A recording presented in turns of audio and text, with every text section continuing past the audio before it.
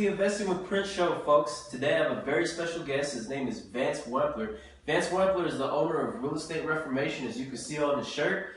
He's a licensed agent and he's a real estate investor here in Dallas, Texas as well. He's closed over 100 transactions last year and he's making some moves here in the Dallas Metroplex regarding the agency and where he sees the future of real estate going moving forward. So Vance, I just want to thank you for taking the time to be on our show, bud. Yeah, thank you. Appreciate you being here. Yeah, no, that's great. So, Vance, would you tell the audience a little bit about yourself and what your background is? Yeah, definitely. Before real estate, I was actually in the insurance and financial services business, and before that, I was also in personal training for about 4 years. Wow. And really kind of when I was transferring from being a personal trainer into insurance, it was because at the time I was having a baby girl. And I really wanted to build a future for myself and kind of get into a new industry. I quickly found out that insurance really wasn't the path I wanted to go, and one of my clients directed me into real estate, and man, it just kind of took off from there. I was like super excited to get into it. I was getting into more of a fix and flip side of the business, and I really kind of went to my dad to kind of ask for some help in buying a property, and we actually bought 2 houses at the same time. Wow. Thinking that, hey, if I bought one and it didn't work out and the other one went okay, maybe they would wash it out, yeah, and something would come out of it. So we did our first 2 deals and it went very successful. And really decided at that point I wanted to go full-time in the business and went out, got a real estate license. And from that point on, we started buying and selling, buying and holding, started using my license to service other clients. And really kind of just exploded in the industry, and also my knowledge from servicing other clients and knowing what to do, and being able to understand what clients want, and really just kind of growing in the industry. Wow, man, that is an elaborate background. So wait, how long have you been in the industry then? Coming around January, it'll be about 5 years. Okay. And currently actively about 4.5 years. Wow. Yeah. So you started back in 2012? Yeah, just around 2012. And, I think the first 6 months, I was really just doing a lot of education, training myself, going to meetings, going to groups, getting just kind of plugged in and just kind of, following people's footsteps and learning the business. And then it wasn't until about 6 months down the line when I actually bought my first house, and then, the rest is kind of history. Oh, wow. So, pretty cool. Man, so just out of curiosity, out of every industry that's available out there, why real estate? Like, how did that pop up? I know you briefly touched on it, but real estate as an investment has a lot of different, also financial benefits, but also tax benefits just through the investing side of real estate. But I think what really intrigued me about real estate is that there's several subcategories of real estate that you can earn money in, and it's just by not only doing one way of real estate, there's several ways of doing real estate. So there's all these additional avenues for revenue. So you get into real estate doing one thing, like fix and flip houses, and then you end up maybe getting a license, maybe doing property management, maybe becoming a broker, and now you've added all these layers of revenue where in other industries you may not be able to do that. So I really liked real estate just because of that the fact that you can really grow, you can vertically integrate a lot of what the industry wants into what your business model is. Wow, okay, man, that's crazy. That's a great background. So, kind of going on from, kind of starting out as an investor, getting your license, servicing clients.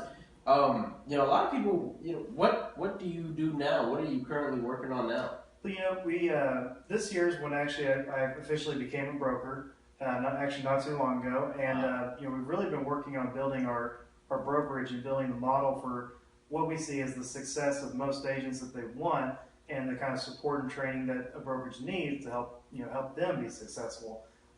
We've of course still been doing a lot of real estate deals. We did almost 150 transactions last year. Wow. And we're kind of slowing down on that a little bit this year, but we're really more in a partnership with other investors, kind of like yourself, that want to partner with us and be able to buy and sell properties. And so our focus has kind of changed at the middle of this year to kind of being more on our brokerage and servicing side of our business. But from the investment standpoint, we've still been buying and selling houses, and that's going to be probably our bread and butter, in the long run. But our our agency is really what we're focused on this year and kind of building that, going into 2017. All right, trying to bring out some agents. Yeah, definitely, and trying to change what the ideal brokerage is for the industry, because we've all seen it. The big name house brands for real estate are kind of what we see is taking advantage of the agents, and what we're trying to do is kind of expose that light to most of these guys and be able to produce a different kind of style of brokerage that the industry has not seen yet. Right. You got your bread and butter like Keller Williams. We all know how that goes. Oh yeah. Vance, would you mind telling us, what parts about real estate do you like? What interests you so much about, going in, talking to clients, and flipping a house? I'm pretty sure you've seen some dirty, nasty ones. How does all that excite you? There's several aspects to real estate, and of course, whatever you're doing in real estate is going to kind of be whatever that you like to do, in that industry or what you're doing. So, like for example, when we were fixing and flipping houses, the biggest thing was that, I like taking this pile of dog nothing, nothing, and basically turning it into this great jewel that looked beautiful and was great for the community. It was bringing up prices and changing the industry or changing the property was a big motivator for me, and it was very exciting to see that. It was a lot of fun. Right. When you're actually looking at the brokerage side of the business and servicing clients and that kind of thing, it's fun. It's fun for me to be able to see or to be able to give some of my education, knowledge, and experience and pass that down to other clients. So, like if I'm able to help a client sell a house for more than what they expected, or over deliver on what their expectations were for what they wanted for that deal or property.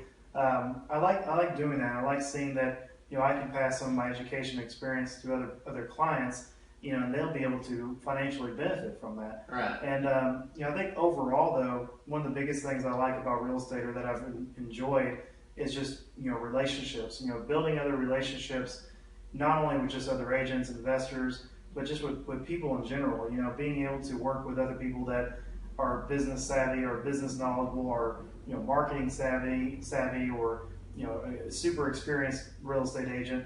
Those are the kind of relationships that are in the future that are going to build you up to do what you want to do real estate wise, or in any other industry that you want to move into. You have a relationship that goes on. So that's the biggest thing I like overall in real estate, is just the people that you meet. They're always interesting, they're always different, whether it be a client, agent, colleague, whatever it might be. That's kind of the biggest thing I like about real estate, is that the kind of people that you meet in the industry.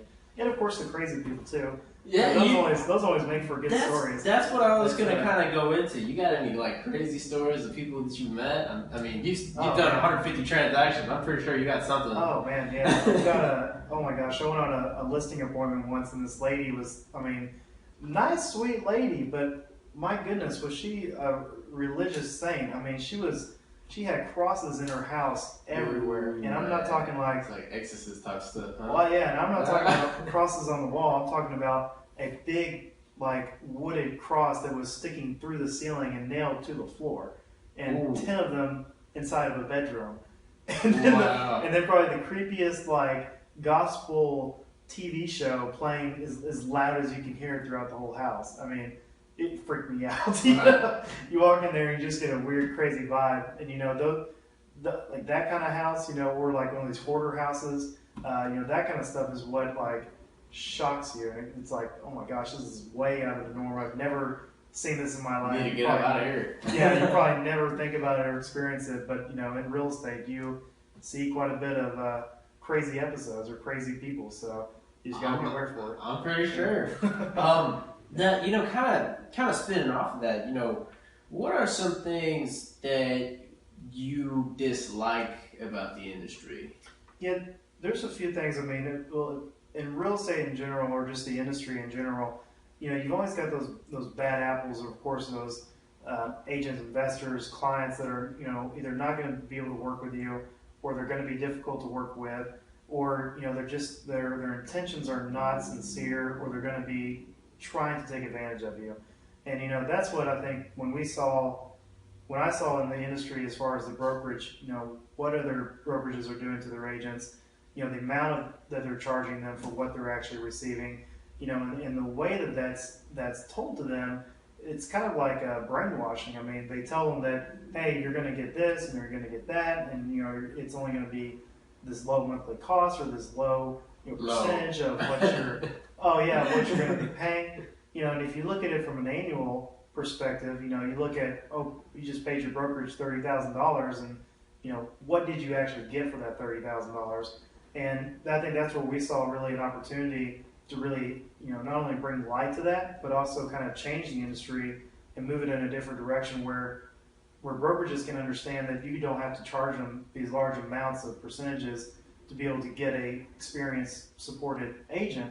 And, it just goes back to the fact that what these brokerages were built on. If Keller Williams was a $5 billion company and you told them that, hey, you need to do the same type of stuff for $1 billion in revenue, they're not going to change their model. They're not going to change their ideas because that's what they were built on. What we're built on is completely different, and I think that's what's going to really be a paradigm shift in the actual industry, is when agents start realizing that the same kind of support, the same kind of training, the same kind of relationships and also business relationships that you can build with these big name brokerages can be done for a fraction of the cost. Wow. So you're meaning to tell me that other brokerages out there it's like they're almost making money off of the agents, but not even really the real estate itself. It's true. Well, you think about it like this, and this is a segment that we were going to start producing videos on, was what is the definition of a commission?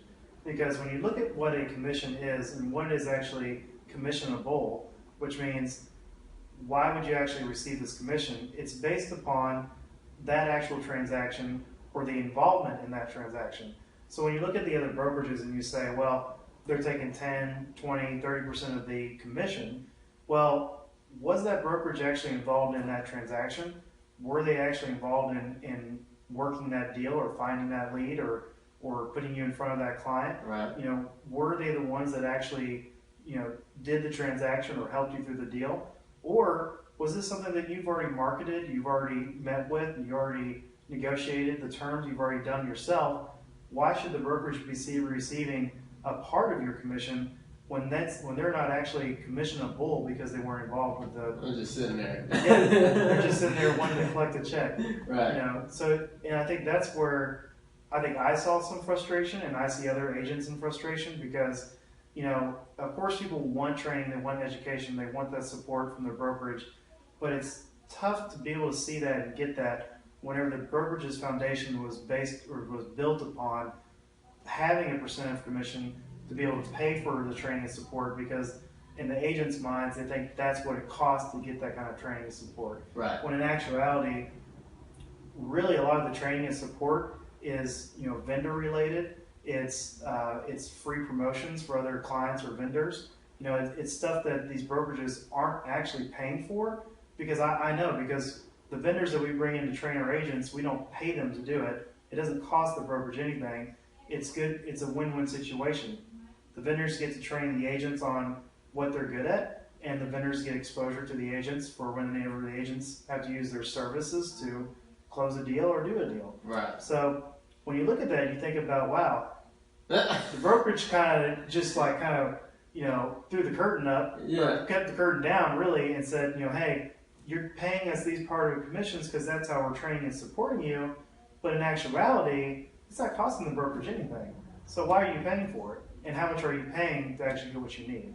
And that's what the concept was built upon. Okay. So kind of to spin off of that, I would have another question for any potential agents who may be watching this video in the future.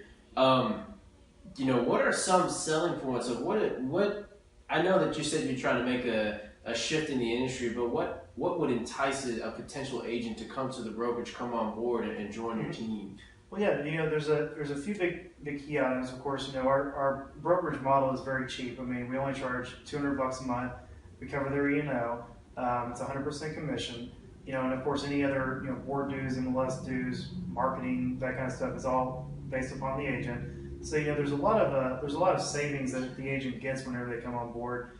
but the biggest thing is that they get to plug in to a lot of our training, a lot of our online virtual training, because a lot of the stuff that we do now is all online based. Right. But the money that they're going to save, but is huge. But the amount of support and training that they're going to get either is the same or more than what they're going to get at another brokerage.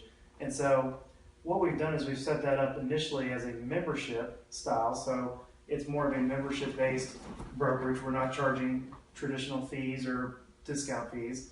And that's what kind of helps bring in, agents that want to have experience and know what they want to do.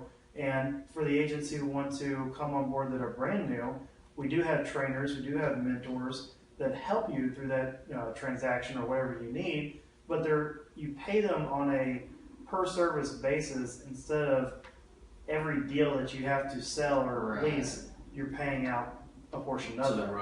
Because, the biggest thing that most new agents want is they want hand-holding. They want, okay, I understand how to lease or I understand how to sell, but this specific deal I need help with. So that's when our trainers come in, and based on the agent's experience, based on how much that trainer has to do, based upon how that lead came in, whether it was from a trainer or from them themselves, is based upon how much that trainer is going to charge the actual agent to do that deal. Now, it might be a 90-10 split, it might be a 50-50 split. Depends on what the situation is. But that trainer is going to be the one that handholds them through that process whenever they need that help. So not only are we a great brokerage for the experienced agent that knows what to do, but we're great for the new agent that wants hand-holding through the process, but without having to spend that on every single transaction that they do. And then, of course, our biggest thing is our profit-sharing program, which, of course, when an agent